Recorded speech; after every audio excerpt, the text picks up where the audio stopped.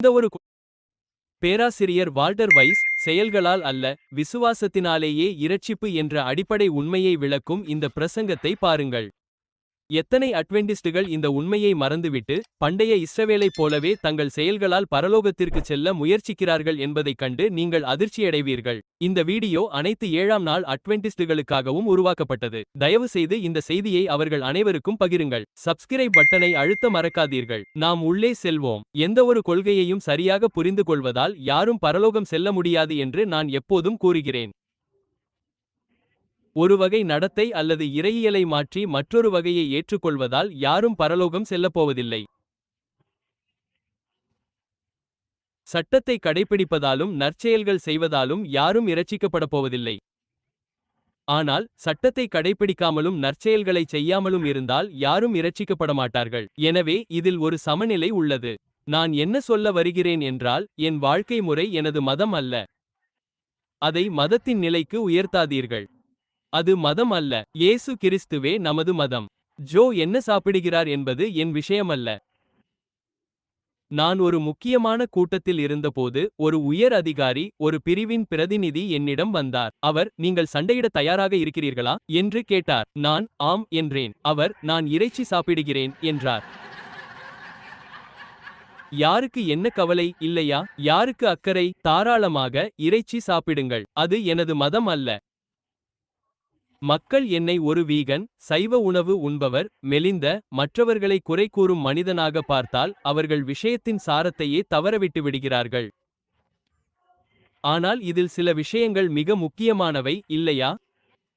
நீங்கள் எளிதாக குழப்பமடையலாம், ஏனென்றால் நீங்கள் ஒரு பார்வையை முன்வைக்கும்போது, மக்கள் இதையெல்லாம் செய்வது முக்கியமல்ல என்று நீங்கள் சொல்கிறீர்களா, சுகாதார சீர்திருத்தம் மற்றும் அது போன்ற விஷயங்கள் என்று கேட்பார்கள். நான் அப்படி சொல்லவில்லை, இல்லையா? நீங்கள் அதைச் செய்யும்போது ஆசீர்வதிக்கப்படுகிறீர்கள், ஆனால் இரட்சிக்கப்படுவதற்காக அதைச் செய்தால் நீங்கள் இழக்கப்படுகிறீர்கள். இவை அனைத்தும் மிக முக்கியமானவை, ஆனால் அவை என்னை இரட்சிக்காது. இயேசு என்னை இரட்சிக்கிறார், ஆனால் நான் இரட்சிக்கப்பட்டதால் இதைச் செய்வது மிக முக்கியம்.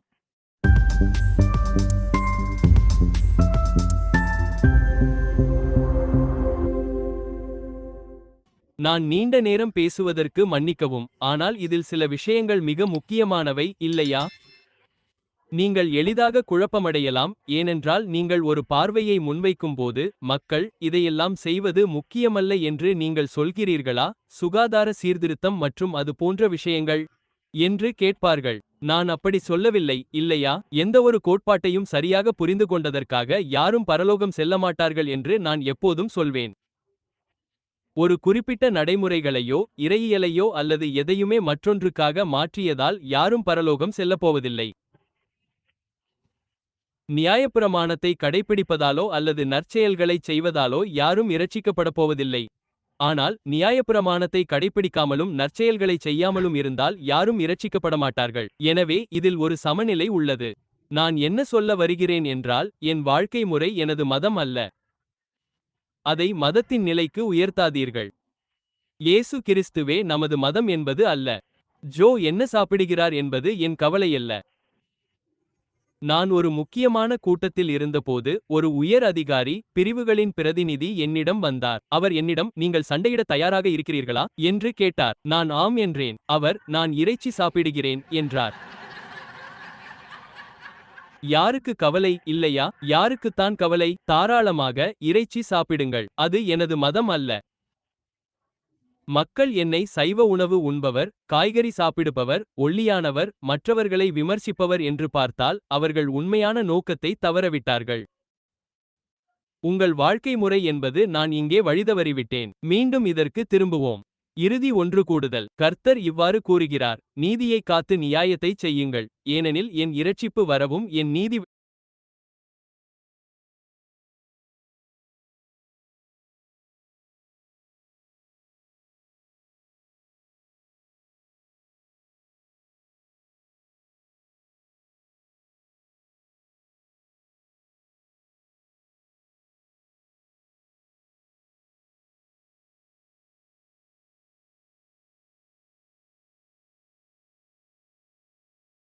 வெளிப்படவும் சமீபமாயிருக்கிறது. இதைச் செய்கிறவனும் நம்மை பற்றிக்கொள்கிற மனுஷகுமாரனும் ஓய்வு நாளை பரிசுத்த குலைச்சலாக்காமல் அதைக் காத்து தீமை செய்யாதபடி தன் கையை காத்துக்கொள்கிறவனும் பாக்கியவான். ஆம், நீங்கள் அதைச் செய்யும்போது பாக்கியவான்கள். ஆனால் நீங்கள் இரட்சிக்கப்படுவதற்காக அதைச் செய்தால் நீங்கள் இழந்து போனவர்கள். தன்னை கர்த்தரோடு இணைத்துக் கொண்ட அந்நிய புத்திரன் நான் பிரித்து வைக்கப்பட்டவன் என்று சொல்ல வேண்டாம். இந்த வசனங்கள் நமக்கு தெரியும். என் வீடு ஜெப வீடு. எனவே ஓய்வு நாள் மிகவும் முக்கியமானது. ஓய்வு நாள் தேவனுடைய நியாயப்பிரமாணத்தின் மையமாகும். அது உடன்படிக்கை பெட்டியின் மையத்திலும் மகா பரிசுத்த ஸ்தலத்தின் மையத்திலும் ஆசாரிய கோத்திரத்தின் மையத்திலும் இஸ்ரவேலின் பாளையத்தின் மையத்திலும் வைக்கப்பட்டது. கர்த்தர் இஸ்ரவேலை தேசங்களின் மையத்தில் வைத்தார். இவை அனைத்தும் மிக முக்கியமானவை, ஆனால் அவை என்னை இரட்சிக்காது. இயேசுதான் என்னை இரட்சிக்கிறார், ஆனால் நான் இரட்சிக்கப்பட்டிருப்பதால் இதைச் செய்வது மிகவும் முக்கியம். மக்கள் எப்போதும் என்னிடம் நீங்கள் எப்படி ஓய்வு நாளை கடைபிடிக்கிறீர்கள் என்று கேட்கிறார்கள். நான் எப்படி ஓய்வு நாளை கடைபிடிக்க வேண்டும்? நான் கூறுகிறேன், மன்னிக்கவும், நான் தல்மூத் அல்ல. வேதாகமம் என்ன சொல்கிறது? ஓய்வு நாளை நீங்கள் மகிழ்ச்சியான நாள் என்று அழைத்தால் மன்னிக்கவும், இங்கே என்ன நடக்கிறது? நான் எதையும் திணிக்கவில்லை. அனுப்பாமல் வெளியேறுதல். இஸ்ரவேல் ஓய்வு நாளை கடைப்பிடிப்பதில் பலமுறை தவறிவிட்டது. அப்படியே அதற்கு இணையான காலமும் இருக்கும். அப்படித்தானே? அங்கே மேற்கோள்கள் உள்ளன. ஓய்வு நாளை கடைப்பிடிப்பதாக கூறும் பலர் கொடுக்கும் மரியாதையை விட ஓய்வு நாளுக்கு அதிக முக்கியத்துவம் உள்ளது. கட்டளைக்கு கீழ்ப்படியாமல் ஓய்வு நாளை கடைப்பிடிக்காதவர்களால் கர்த்தர் பெருமளவு அவமதிக்கப்படுகிறார். இதன் அடிப்படை பயபக்தி என்று நான் நினைக்கிறேன். ஆனால் பயபக்தி என்றால் என்னவென்று வரையறுக்க நான் விரும்பவில்லை. அது உங்களுக்கும் இறைவனுக்கும் இடையிலான விஷயம். நம்மில் ஒவ்வொருவரும் வித்தியாசமானவர்கள், ஒவ்வொருவருக்கும் தனிப்பட்ட உறவு உண்டு. எல்லாரும் ஒரே மாதிரியானவர்கள் அல்ல. ஓய்வு நாளை மகிழ்ச்சியான நாள் என்றும் கர்த்தருடைய நாளை மகிமையான நாள் என்றும் அழைப்பாயாக. ஓய்வு நாள் என்பது செய்ய வேண்டியவை மற்றும் செய்யக்கூடாதவை பற்றியது அல்ல, அது ஒரு உறவு பற்றியது. ஆனால் நம் இறைவன் வெறும் நண்பர் அல்ல. அவர் பிரமிக்கத்தக்கவர். அவர் அற்புதமான. मुझे भी लगा था कि ये सिर्फ एक ओवर हाइप्ड लाइक्रा पैंट है। वेबसाइट पर लिखा था ऑफिस से जिम तक एक ही पैंट। मैंने सोचा हाँ, सब यही कहते हैं। लेकिन जब पहना, पहले 10 मिनट में समझ आ गया क्यों 8000 लोग एक हफ्ते में खरीद गए। न कोई टाइटनेस, न कोई एडजस्टमेंट, न कोई कॉम्प्रोमाइज। पूरा दिन एक बार भी याद नहीं आया कि पैंट पहननी है। कभी कभी एडवर्टाइजमेंट सच में वर्थ इट होता है। By one get one free pant, link नीचे है।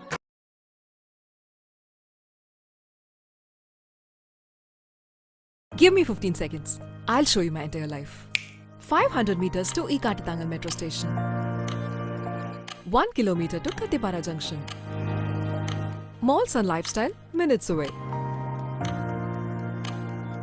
Everything within 2 kilometers.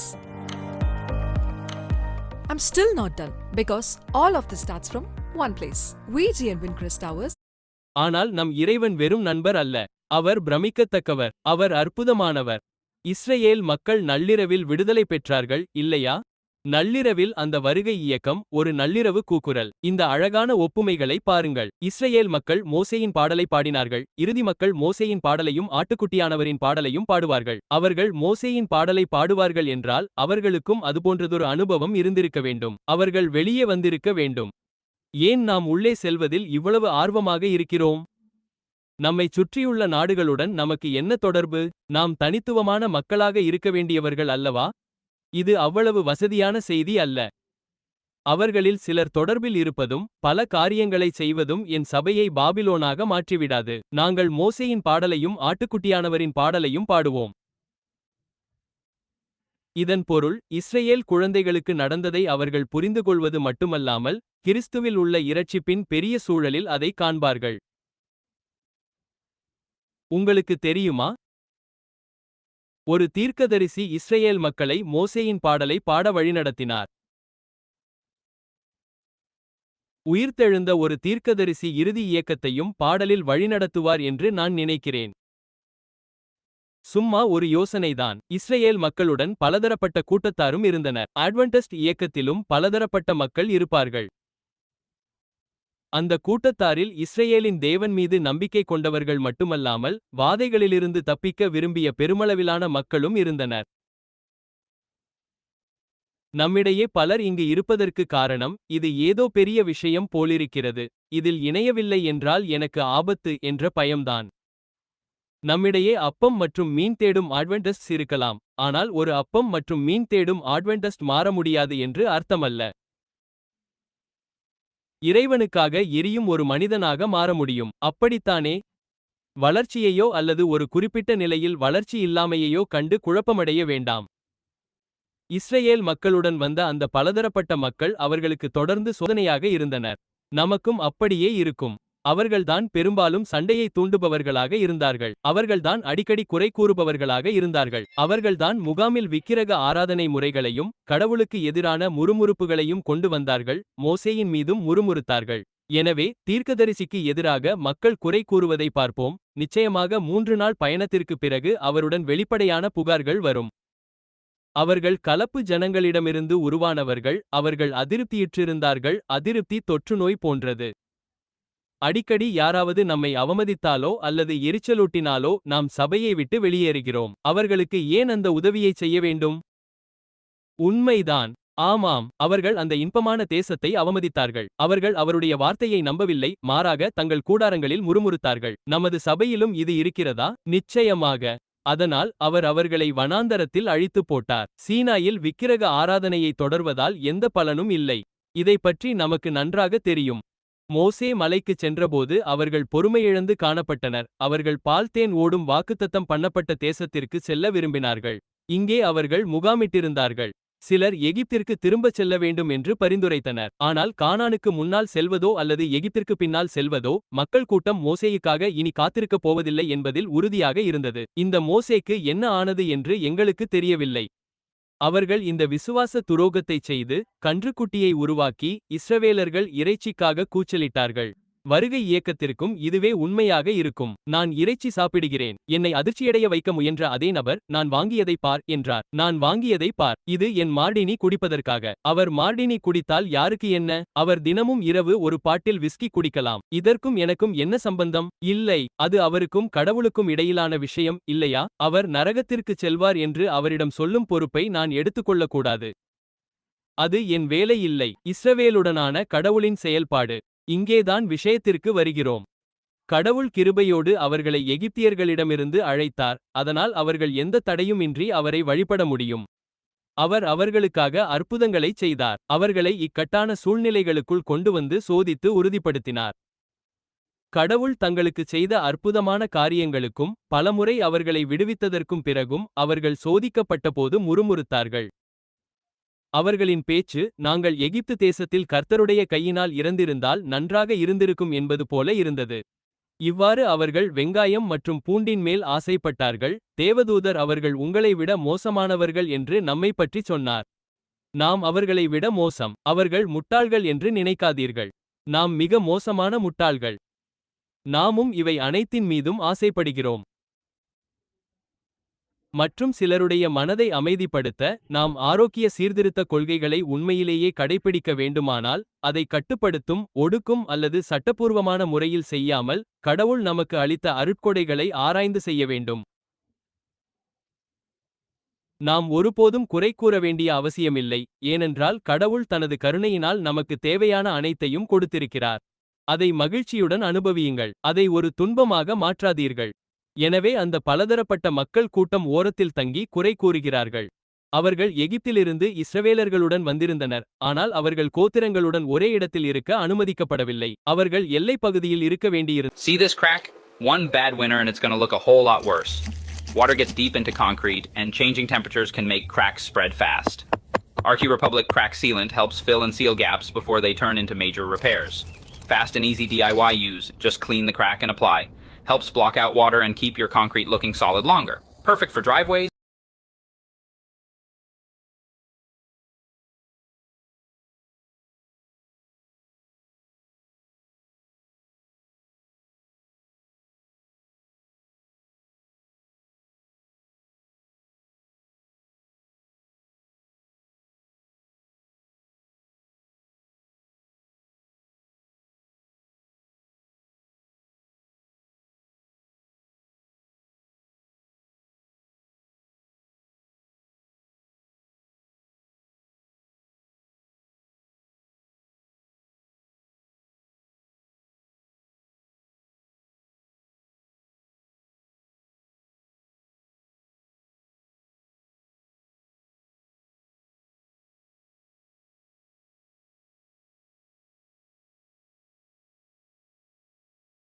Sidewalks, patios, and garage floors.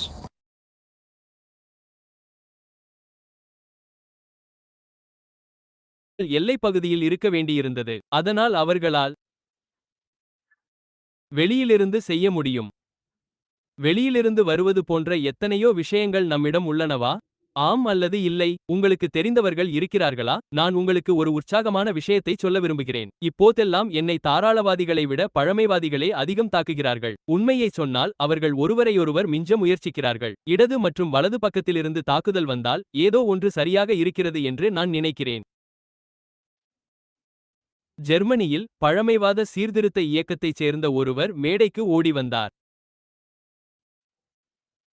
நான் சொன்னதைக் கேட்டு அவர் மிகவும் கோபமடைந்தார். ஆனால் நான் அதை மீண்டும் சொல்கிறேன். இங்கே வந்து கடவுளுடைய மக்களுடன் சேர்ந்து துன்பப்படுங்கள். மோசே தன்னை தனிமைப்படுத்திக் கொள்ளவில்லை. அவர்கள் அவருக்கு ஒரு பாரமாக இருந்தார்கள். இருந்தாலும் அவர் அவர்களுடன் தொடர்ந்து சென்றார். எனவே அந்த பலதரப்பட்ட மக்கள் கூட்டம் யார்? அவர்கள் இச்சையுடையவர்கள். அவர்கள் விக்கிரகாராதனை செய்பவர்கள். அவர்கள் உண்டு குடிப்பவர்கள். அவர்கள் விளையாட எழும்புகிறவர்கள். அவர்கள் விபச்சாரம் செய்பவர்கள். நானும் எந்த நிலையிலும் சறுக்கி அப்படிப்பட்டவராக வகைப்படுத்தப்படலாம். அவர்கள் கிறிஸ்துவை பரீட்சை பார்க்கிறவர்கள். அவர்கள் முறுமுறுக்கிறவர்கள். அதைத்தான் பைபிள் நமக்கு சொல்கிறது. அவர்கள் கர்த்தரை தூரத்திலிருந்து பின்பற்றுகிறார்கள். சீடர்கள் கூடவா? இயேசுவை சிலுவை வரை தூரத்திலிருந்து பின்பற்றினார்கள்.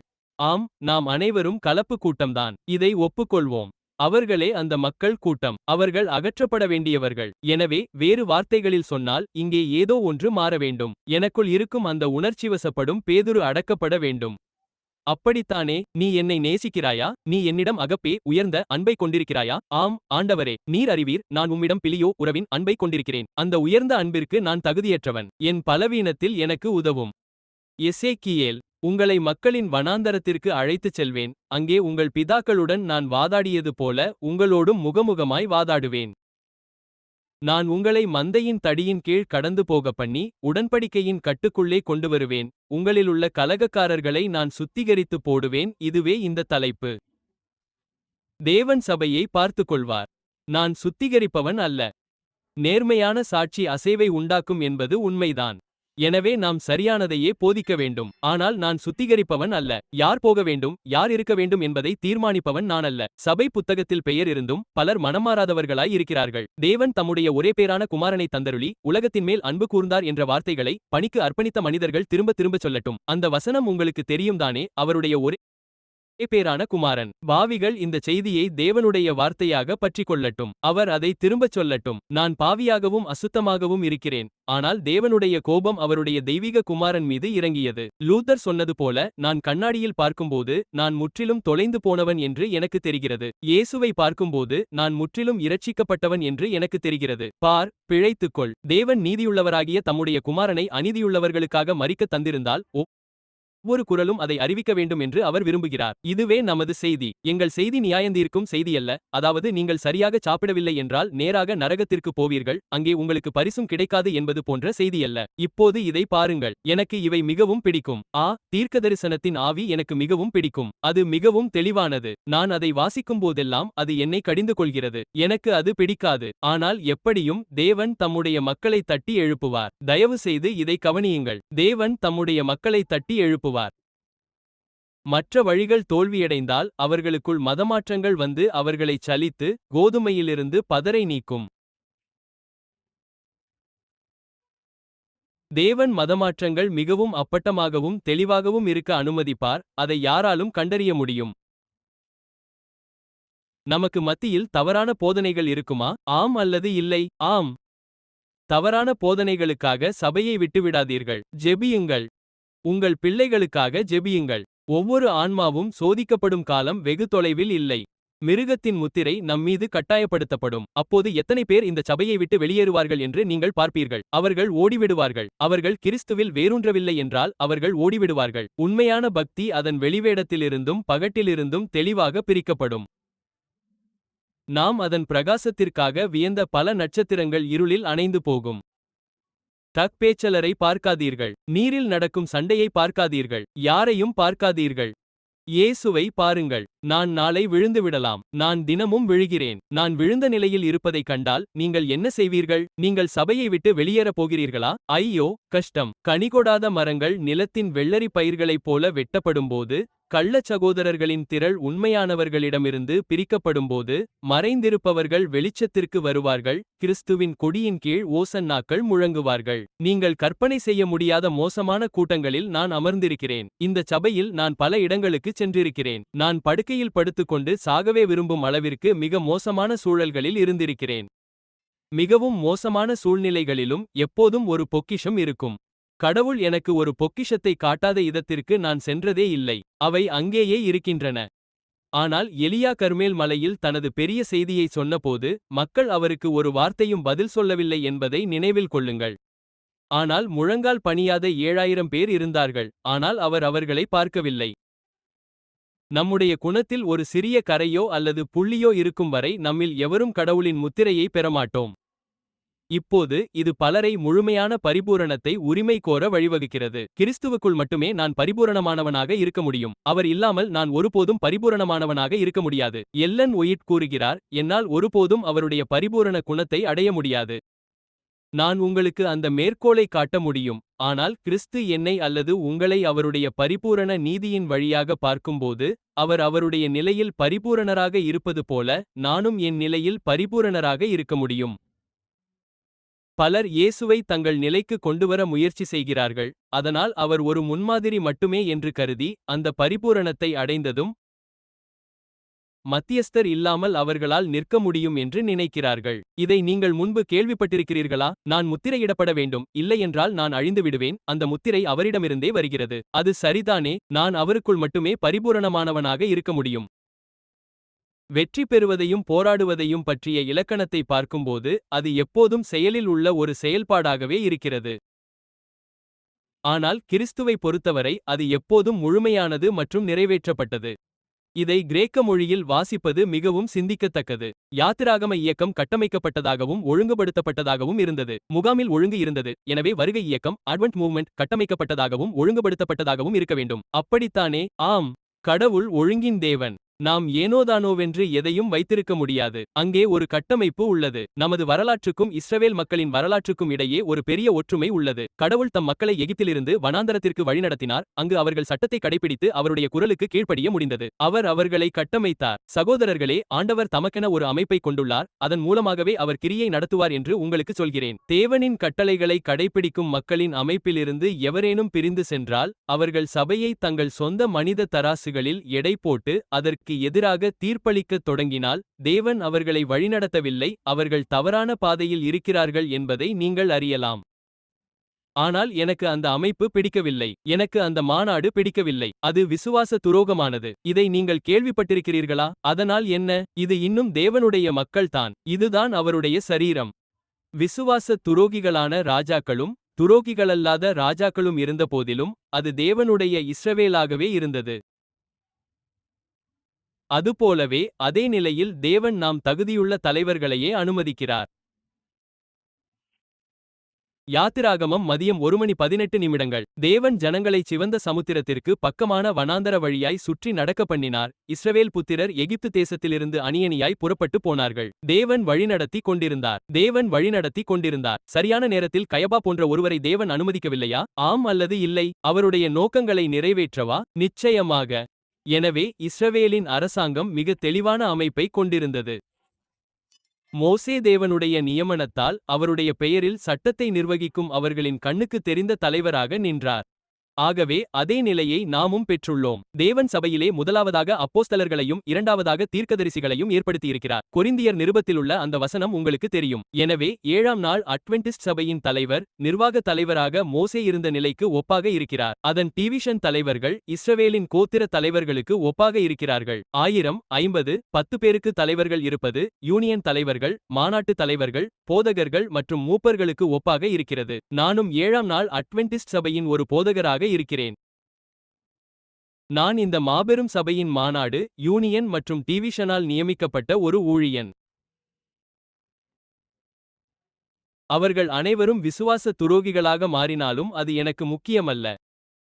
அது இன்னும் தேவனுடைய சபையாகவே இருக்கும். தன் ஜனங்களை விழித்தெழச் செய்ய தேவன் அதை அனுமதித்திருப்பார். இஸ்ரவேலர் தசமபாகத்திலும் காணிக்கைகளிலும் தேவனுடைய பங்கை கொள்ளையடித்தார்கள். நாங்கள் தசமபாகத்தில் தேவனை ஏமாற்றினோம். இந்த ஆட்களுக்கு நான் தசமபாகம் கொடுக்க மாட்டேன். அவர்கள் விசுவாச துரோகிகள். இதை நீங்கள் கேள்விப்பட்டிருக்கிறீர்களா? ஆம், அது நடக்கிறது. நான் நினைக்கும் நபருக்கு நான் கொடுக்கிறேன். தசமபாகம் யாருக்கு சொந்தமானது? அது தேவனுக்கு சொந்தமானது. தசமபாகம் தேவனுடையது. தசமபாகத்தை பண்டசாலையிலே கொண்டு வாருங்கள். அங்கேதான் அது சேர வேண்டும். அவர்கள் அதை தவறாக பயன்படுத்தினால் அவர்கள் தேவனிடம் கணக்கு கொடுக்க வேண்டியிருக்கும். தசமபாகம் லேவியர்களுக்கானது. நீங்கள் தசமபாகத்தை நிறுத்தி வைத்தால் முதலில் வெளியேற வேண்டிய லேவியர் நீங்கள் வெளியேறக் கூடாதென்று நினைக்கும் நபராகவே இருப்பார். ஏனெனில் உங்கள் தசமபாக தடையினால் மற்றவர்கள் பாதிக்கப்படலாம். எகிப்திய வெளியேற்ற இயக்கம் இறைவனாலும் மேகத்தூண் மற்றும் அக்கினித்தூணாலும் வழிநடத்தப்பட்டது. கிறிஸ்துவே அவர்களுக்கு பாதுகாவலராக இருந்தார். தலைமை பொறுப்பில் யாரை அனுமதித்திருந்தாலும் இந்த சபையை இறைவன்தான் வழிநடத்துகிறார். தலைவர்கள் வருவார்கள், தலைவர்கள் போவார்கள். உங்களிடம் மனாசேயும் இருக்கிறார்கள், யோசியாவும் இருக்கிறார்கள். நாம் மேலும் பல யோசியாவை பெற வேண்டிக் கொள்வோம். அவர்கள் அனைவரும் ஒரே ஆவிக்குரிய பானத்தை பருகினார்கள், ஏனெனில் அவர்கள் தங்களை பின்தொடர்ந்த ஆவிக்குரிய கன்மலையிலிருந்து குடித்தார்கள். ஏனெனில் அவர் நிச்சயமாக அவர்கள் என்னை துரோகம் செய்யாத என் மக்கள் என்று கூறினார். ஆகவே அவரே அவர்களுக்கு இரட்சகராக இருந்தார். அவர்களுடைய எல்லா உபத்திரவங்களிலும் அவர் உபத்திரவப்பட்டு அவருடைய சமூகத்தின் தூதன் அவர்களை காப்பாற்றினார். இயேசு கிறிஸ்துவே இந்த இயக்கத்தின் தலைவர். நமக்கு எரிச்சலூட்டும் நபர்களை பார்ப்பதை நாம் நிறுத்த வேண்டும். இவர்கள் அனைவரையும் கவனிப்பதையே உங்கள் வேலையாகக் கொண்டால் நேர்மறையான எதற்கும் உங்களுக்கு நேரம் இருக்காது. அதை விட்டுவிடுங்கள். மலைப்பாதையில் நடைப்பயணம் மேற்கொள்ளுங்கள். இரட்டை மேற்கோள்குறி: ஆண்டவரே, இந்த நபர் எனக்கு மிகவும் எரிச்சலூட்டுகிறார் என்று சொல்லுங்கள். தயவுசெய்து இந்த எரிச்சலை என்னிடமிருந்து நீக்கிவிடும். இரட்டை மேற்கோள்குறி: பிறகு உங்கள் வாழ்க்கையை தொடருங்கள், அந்த வாழ்க்கையை வாழுங்கள், செய்தியை பிரசங்கியுங்கள். இல்லை என்றால், என் நண்பரே, என் நண்பர் யார் என்று உங்களுக்கு தெரியுமா? அந்தச் சிறிய மனிதர் பிரான்ஸ். எனக்கு அவரை பிடிக்கும். அவர் எப்போதும் அந்த மனிதரிடம் மிகுந்த ஞானம் உள்ளது. அவரை போன்ற மிகுந்த ஞானம் கொண்ட மனிதரை நான் அரிதாகவே சந்தித்துள்ளேன். அவர் என்னிடம், நீங்கள் 2 களுக்கு இடையே ஒன்றை தேர்ந்தெடுக்கலாம் என்றார். நீங்கள் சிறந்தவராக மாறலாம் அல்லது கசப்பானவராக மாறலாம். தேர்ந்தெடுங்கள். எனவே இன்று இரவு 2 களுக்கு இடையே ஒன்றை தேர்ந்தெடுங்கள். நீங்கள் என்னவாக இருக்க விரும்புகிறீர்கள்? அவர்கள் உங்களை நடத்தும் விதம் அல்லது அவர்கள் சொன்னது போன்றவற்றால் கசப்பாக இருக்கப் போகிறீர்களா? அல்லது நீங்கள் சிறந்தவராக மாறப் போகிறீர்களா?